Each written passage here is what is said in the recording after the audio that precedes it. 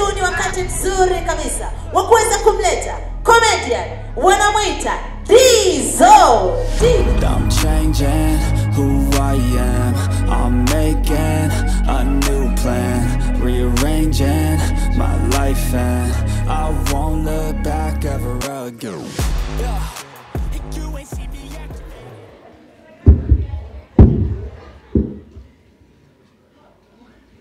Ya, naona kuna watu wanaanza kunichezea. Mgeukie jirani yako mwambie mambo mzima. Mwanaume kama umekaa na mwanamke, mimi nimekurahisishia, malizia kuomba namba. Lakini kama mmekaa wanaume kwa wanaume, mwanamume mwenzao amekwambia mambo, mzichape. Wewe sio Mwajuma. Unajua kila kazi ina changamoto yake. Kuna kazi moja ina changamoto wewe. Imagine na hili baridi. Mchawi wa Iringa anawanga uchi saa 6 usiku.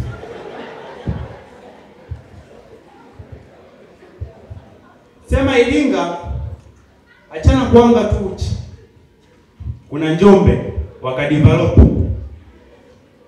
Mchawi usiku anawanga na kigai. Siku moja tumekaa maskani, tunapiga vile vitu vyetu. Mchawi tu akatua. Wanangu samahani, naomba kidogo ni boost, maana huko juu ni baridi. Nipate hata joto la kwenda Njombe. Maximum najua hapo watu wengi tumesoma olevo. Olevo kwa kuna makundi aina watu vipanga na wapumbavu kama sisi. Ulikuwa ukiingia darasani unakuta kuna magrupu.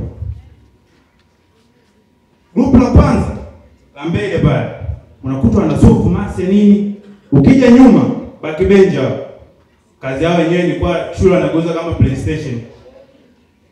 Actually ukiona hii kwa vipanga, najua hii mnajua kazi yake ni kusolve kazi za mase, geography, physics. Lakini leo kula huko tunaelewana hii. Samani kaka, naomba nionyeshe Australia.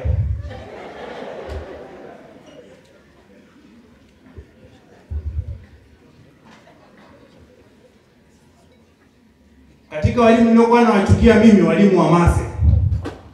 Siku moja tumeingia chumba cha mtihani. Nikaushika mtihani hivi. Kuangalia naliweza swali moja tu. Swali la 6. Na yenyewe ni set. Nikasema hili swali, hizi marks 5 lazima nipite nazo. Nikafanya. Nikapata seti sawa na 2. Kuna kipanga mmoja akagonga tu. Mwalimu, swali la 6 limekosewa.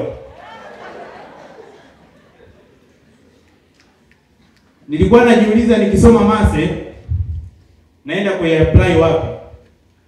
Nilipofika mtaani nikajua mase ina-applyiwa wapi. Siku moja tumekaa maskani,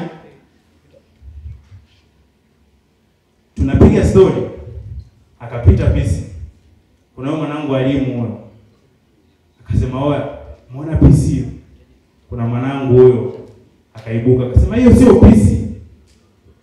Nikauliza nini? Akaniambia hiyo ni KDS. Nikaanza KDS, kumbe ni kigao kidogo cha shirika. Asante kwa kunisikiza, naitwa Dizzo Official.